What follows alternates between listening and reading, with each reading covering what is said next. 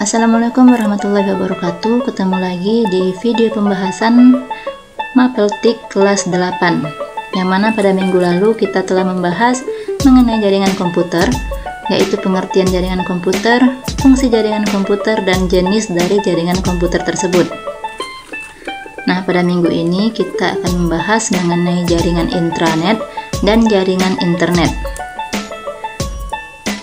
Oke, langsung saja kita memasuki ke pembahasan.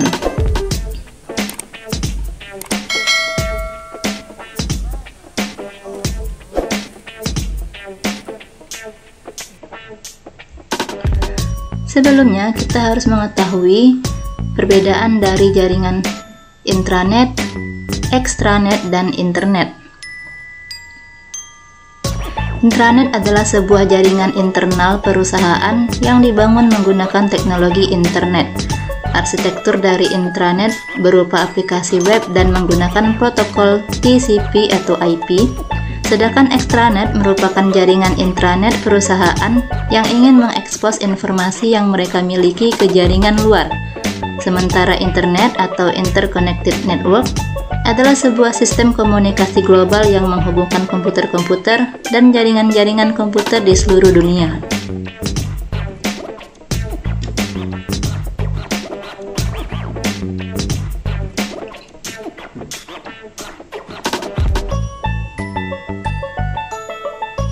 Intranet merupakan sebuah jaringan komputer yang berbasis protokol TCP atau IP layaknya internet. Namun jaringan ini hanya digunakan di lingkup internal kantor, perusahaan, atau warnet. Jaringan intranet memungkinkan untuk saling berkomunikasi satu dengan yang lainnya lewat sambungan internet yang menjadi tulang punggung komunikasi jarak jauh. Contoh jaringan yang termasuk ke dalam jaringan intranet adalah LAN atau Local Area Network, jaringan komputer antara kampus, jaringan antara komputer di sekolah, jaringan antara komputer di perusahaan atau perkantoran.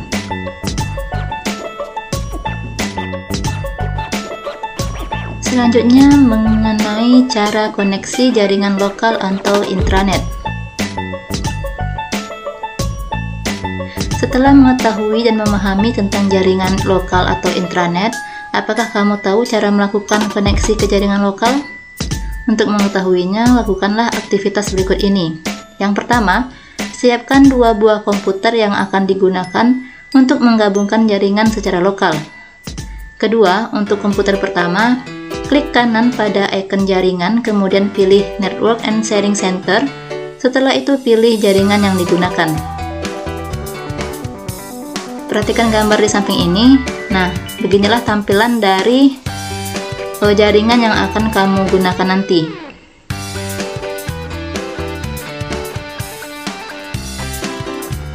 Yang ketiga, setelah memilih jaringan yang digunakan, maka akan muncul kotak dialog Ethernet status. Lalu pilih Properties. Nah, seperti inilah tampilan dari kotak dialog Ethernet status tersebut. Yang keempat, pilih Internet Protocol version 4. Lalu klik Properties, seperti pada gambar yang telah disiapkan di samping ini.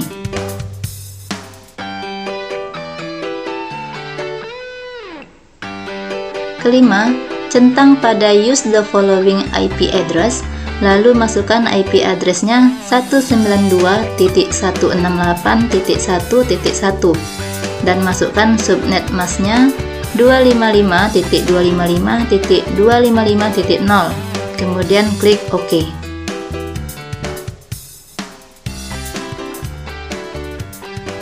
Yang keenam, untuk komputer kedua, lakukan tahapan-tahapan seperti pada komputer pertama dengan mengisikan IP address-nya 192.168.1.2 dan masukkan subnet mask 255.255.255.0 dan default gateway-nya 192.168.1.1, kemudian tekan OK. Setelah selesai, maka kedua komputer sudah berhasil digabungkan. Selanjutnya, jaringan internet.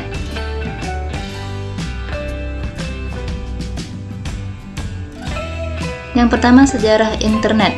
Internet muncul diawali dengan ARPANET atau US Defense Advanced Research Projects Agency oleh Departemen Pertahanan Amerika tahun 1969. ARPANET dibuat dengan menyebarkan jaringan komputer di daerah-daerah vital agar terhindar dari informasi yang terpusat dan menciptakan jalur komunikasi yang tidak dapat dihancurkan. Dengan demikian, ketika salah satu jaringan diserang oleh musuh atau jaringan terputus, maka jalur yang melalui jaringan itu akan secara otomatis dipindahkan ke jaringan yang lain. Internet kemudian digunakan oleh kalangan akademis University of California di Los Angeles untuk penelitian dan pengembangan teknologi. Pada awalnya, ARPANET hanya bertujuan untuk kepentingan pertahanan militer saja. Namun, sejalan dengan perkembangan zaman, sekarang internet menjadi media komunikasi dan informasi.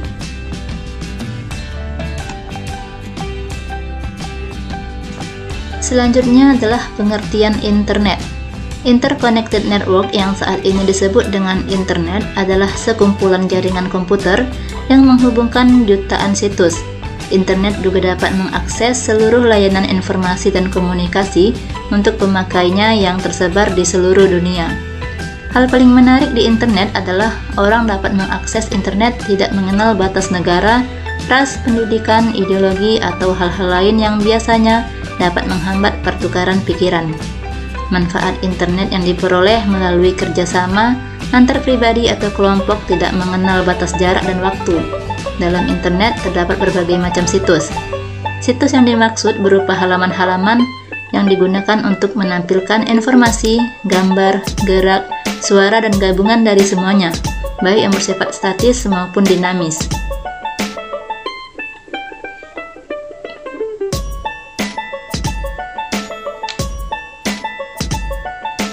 Dalam sebuah situs harus ada unsur-unsur yang sangat diperlukan agar situs tersebut dapat berjalan dengan baik. Adapun unsur-unsur yang harus ada dalam situs tersebut antara lain yang pertama, domain name. Nama domain merupakan alamat dengan nama yang unik untuk mengidentifikasi suatu website pada internet sehingga user lebih mudah mengaksesnya tanpa harus mengingat IP address server tersebut. Contoh nama domainnya seperti www.wikipedia.com. Yang kedua adalah hosting, merupakan tempat penyewaan untuk menyimpan file dan data yang diperlukan oleh sebuah website. Data yang disimpan itu berupa video, gambar, email, skrip, aplikasi, dan database.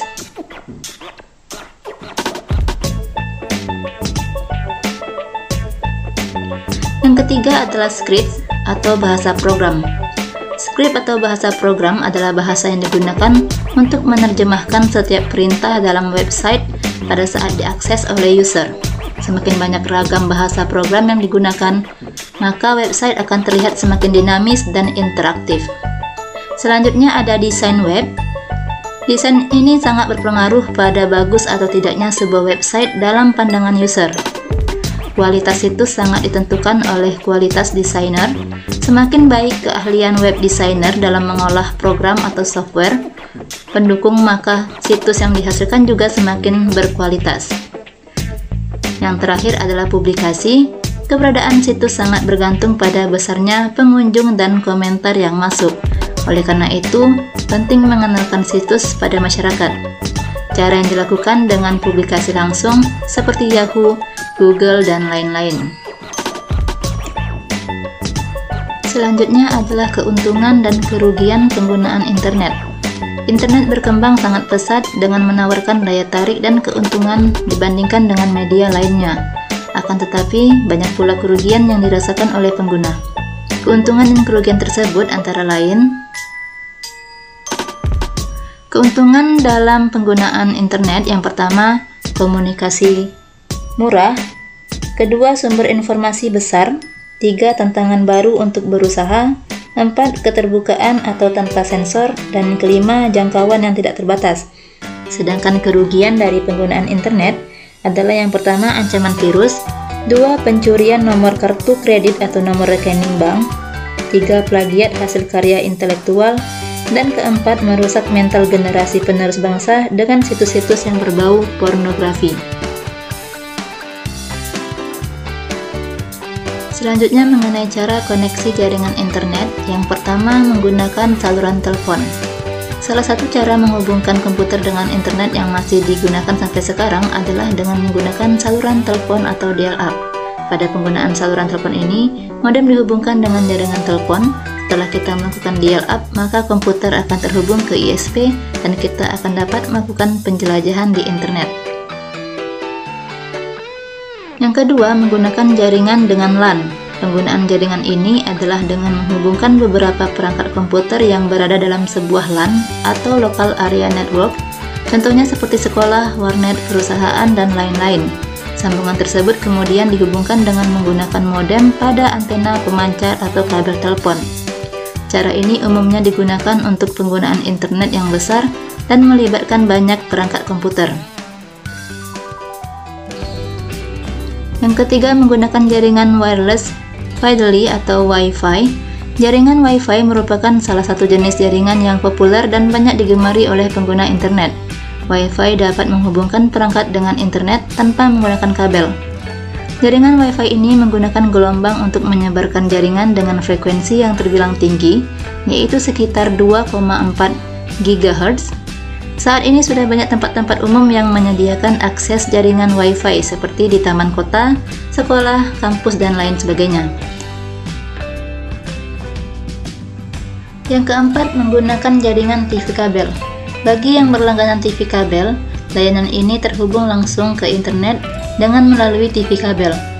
Ada beberapa syarat yang harus dipenuhi agar bisa menggunakan jaringan TV kabel sebagai jaringan internet, di antaranya yang pertama, berlangganan TV kabel yang juga menyediakan layanan internet. Yang kedua, menggunakan modem yang khusus digunakan untuk TV kabel. Dan yang ketiga, tersedianya sebuah perangkat komputer yang bisa terhubung baik dengan jaringan internet. Dan yang kelima, menggunakan layanan 3G dan 4G. Layanan 3G dan 4G ini paling sering digunakan untuk terhubung secara nirkabel melalui jaringan seluler. Akan tetapi, jenis layanan ini tidak secepat seperti menggunakan TV kabel. Penyedia layanan ini juga membatasi jumlah pemakaian data yang digunakan untuk setiap bulan.